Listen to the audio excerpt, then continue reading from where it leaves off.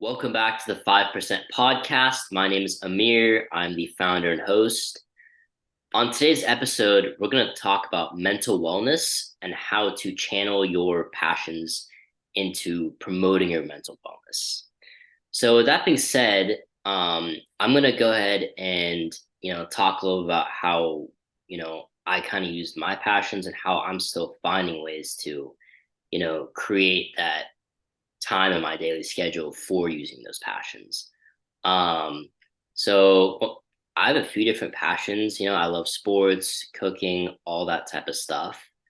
Um, I've been kind of not struggling, but it's been challenging. Just given your daily life, daily schedule, on how to um, make time for all that, and how to making sure how to make sure you're getting better day by day at it. And so, in order, life is all about learning new perspectives and gaining as much knowledge as you can. And so, that is where my guest for today comes in. We've got Shannon on today. Shannon, take it away. Why don't you tell us a little about yourself? All right, first of all, I just want to say thank you so much, Amir, for inviting me on today. I'm really happy and proud to be a guest of this podcast. It's been wonderful since you started it up.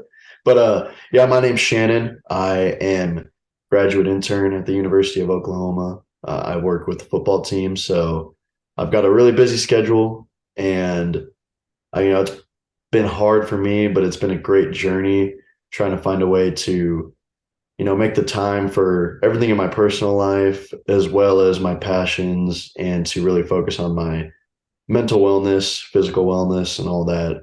Um, I guess I could go on more about myself, but I kind of just want to roll right into this thing. So I kind of throughout college, throughout undergrad and college, it's kind of hard to maintain, healthy habits, especially the further you get into your college career, your days get more filled, you start to get jobs, you start to take on internships. And I feel like especially in, today's society, it's very easy to just push yourself to the side and kind of focus on, advancing yourself and focus on helping other people. And I feel like a lot of people, especially around our age nowadays, they're not focusing on themselves like at all. And if they are, it's kind of in the wrong ways. It's in more selfish, greedy ways. And I think we kind of see the ramifications of that throughout society and just how a lot of things are going right now. So I feel like it's a very important topic to talk about, especially for everybody around our age as they're getting out of college, going into college, getting out into the real world. So I guess I just want to talk about some ways I've adjusted my own routine because there's a lot of people with super busy jobs out there. Working athletics is definitely really busy and it's kind of, selfless at times. Um, so with that being said, in the past year, I've really focused on adjusting my routine, mainly my morning routine. And with that, I've found that kind of going back to a lot of my passions and hobbies that I've abandoned in the past, 4 or 5 years has really helped my mental wellness and my focus and my drive and other aspects of my life.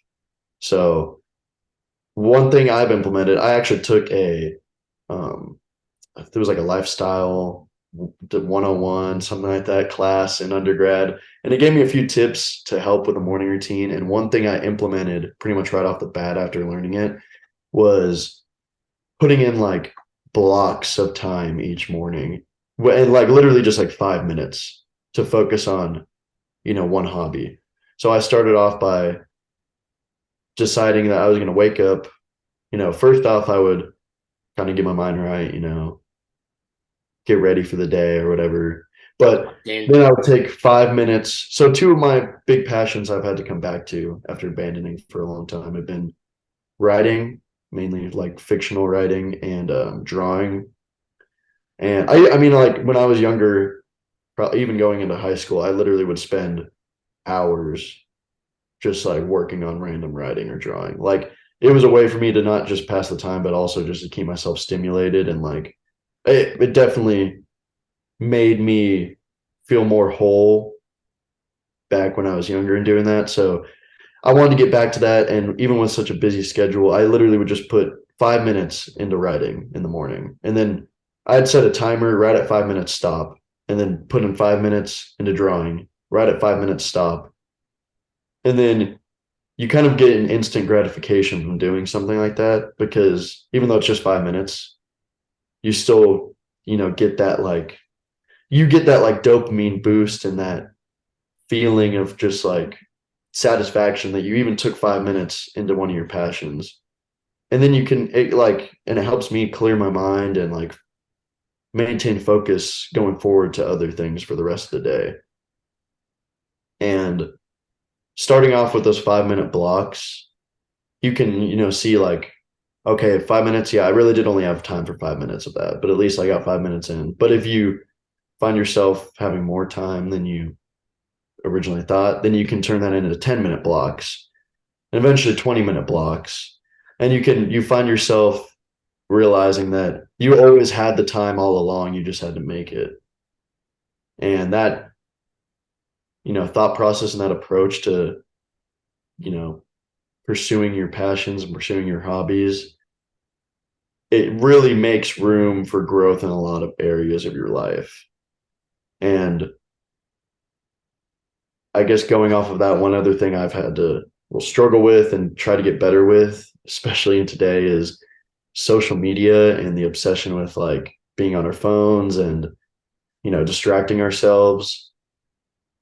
If you really take a step back and think about it, the amount of we think we don't have time in our days, and we think our schedules are just too packed to focus on ourselves once in a while and focus on our own health.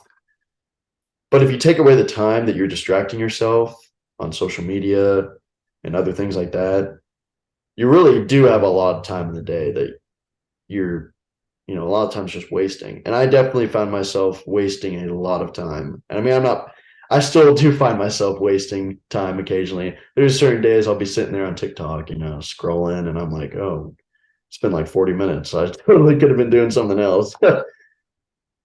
But yeah, like that approach of just implementing your passions into your daily routine, it kind of eats away at that distraction that that a lot of us are addicted to from technology. And it opens up the door for you to be able to do some pretty beautiful things, not just in your own life, but, that it helps open up the door for you to have more time for your loved ones, more time just for a lot of things that, a lot of people have been abandoning. So I find that fueling my passions in my everyday and focusing more in the moment and focusing on my passions in my everyday clears my mind and makes me feel so much more satisfied going into other things. And it gives me a little bit more of a drive when I'm approaching the other areas of my life. Like,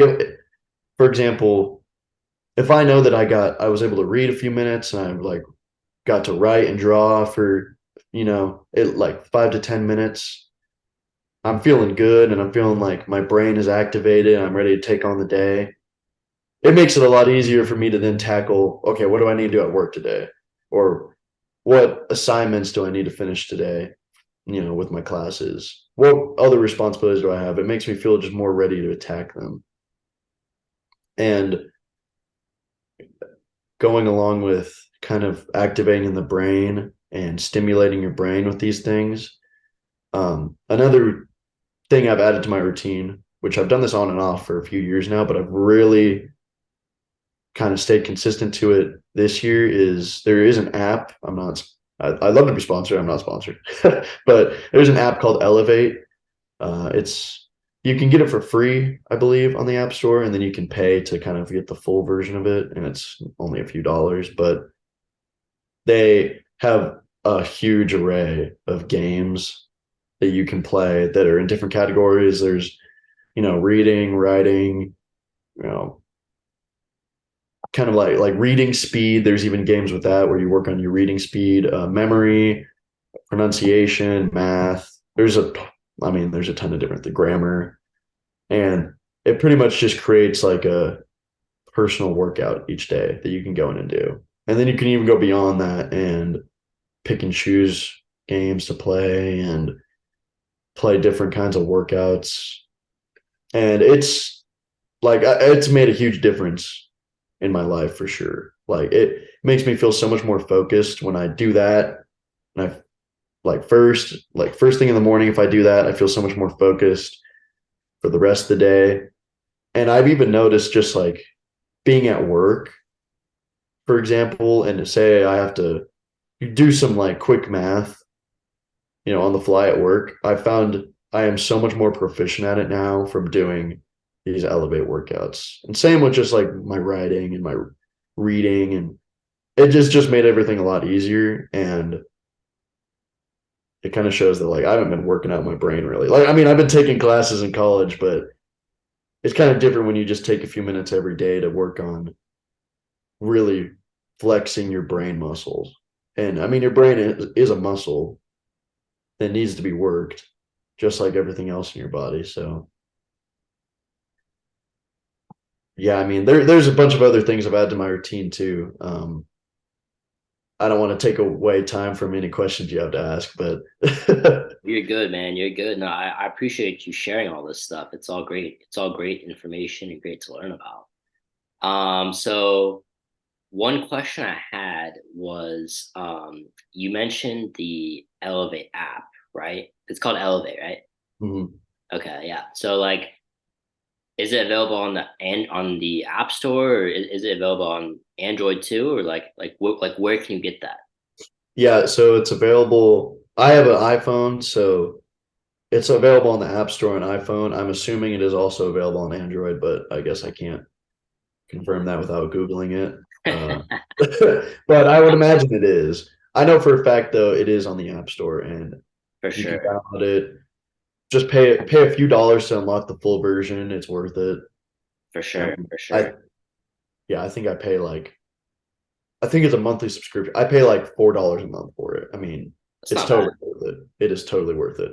There's a few other apps I've seen too that are pretty good, but Oh, that's my favorite one that I've tried out. sweet, sweet, sweet. So now, like, how do you create, like, would you say you're consistent with using this app? Like, would you say you're consistent with everything that you do? Yeah, I'd say, working with a football team, since the season started, it's harder to be consistent with a lot of this stuff. It's harder to stay on top of myself. But I'd say I've been, pretty good about being consistent. It's hard to be perfect every day. It's impossible really to be perfect every day.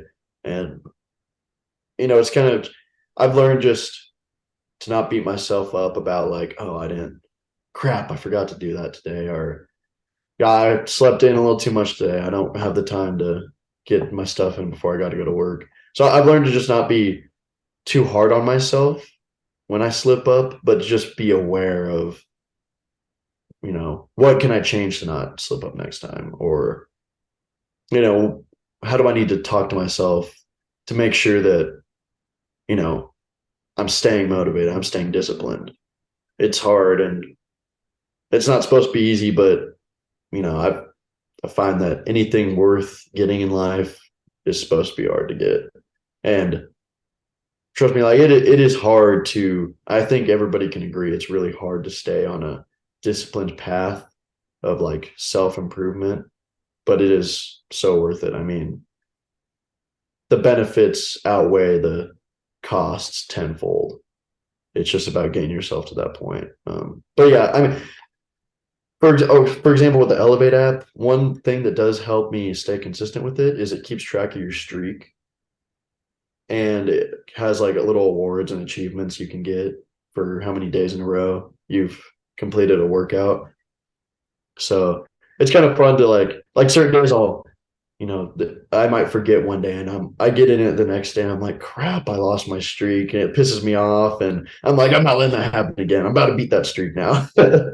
Yeah. So, So it kind of creates this like it keeps a track of how well you're doing. It reminds you of when you're yeah. like, when you need to step it up, and then reminds you that you're being consistent, and also rewards you too, right?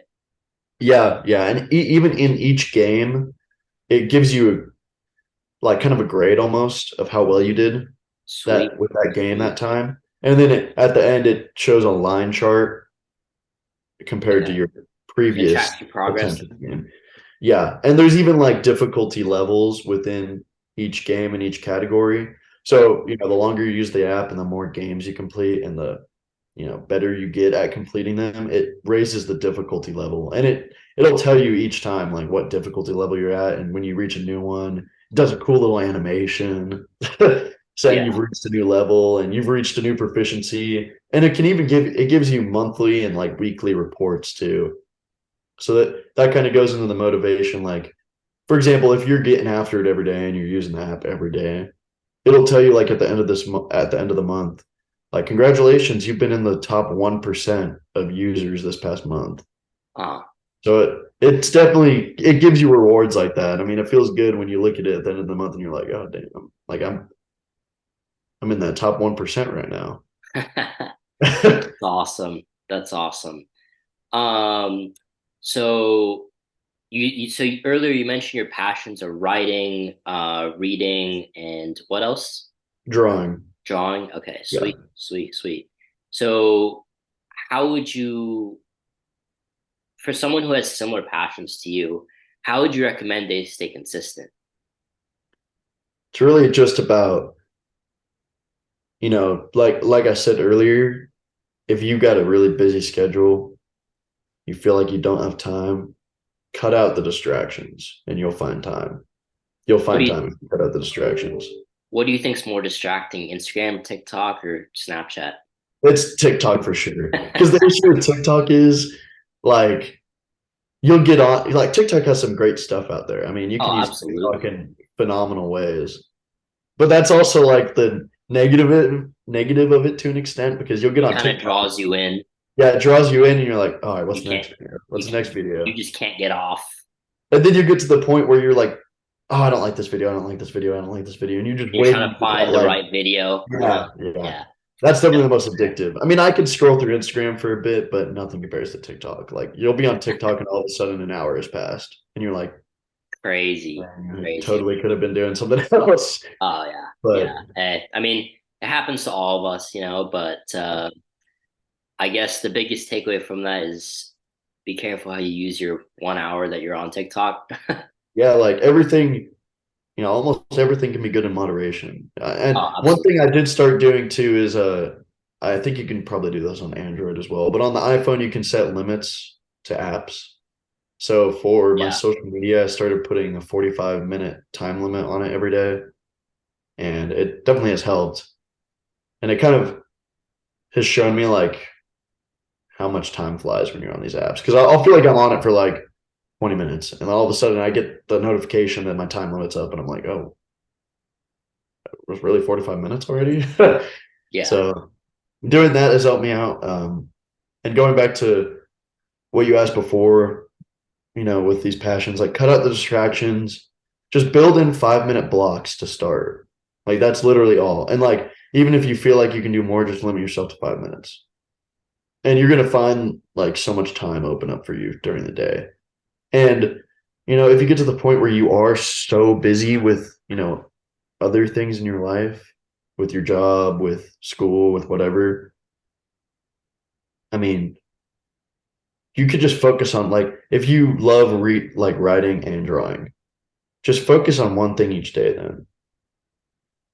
And like for me, like I mentioned to you earlier before we started, I'm writing a book right now, and it's been hard to like stay disciplined with it and like continue to make the time for it.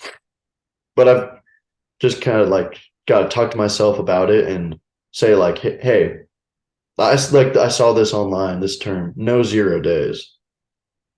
Like, Don't have a day where you do absolutely nothing. Even if it's a day where you only type 5 words, that's better than nothing. And then, if you have a day where you can be blessed to, type out 10 pages, then that's awesome. But just take the approach to your passions in your life that you can't have any 0 days. Even if it's just you find 5 minutes at the end of your day to work on something that you love, do it. And building that passion up, nurturing it over time, cultivating it, it's going to show benefits in other areas of your life too. And it's going to lower your stress. It's going to do all these beautiful things for you. It's going to work, grow your brain. It's just, yeah. But definitely cutting out distractions. Replace the 15 minutes you're spending on TikTok with 15 minutes of, sketching something or 15 minutes of reading a book you've been wanting to get to. Or, 15 minutes of doing a quick workout.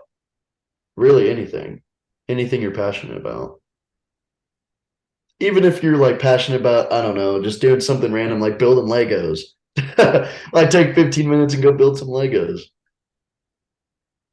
It's going to give you more benefits than the instant gratification you're going to get from distracting yourself. So, Awesome.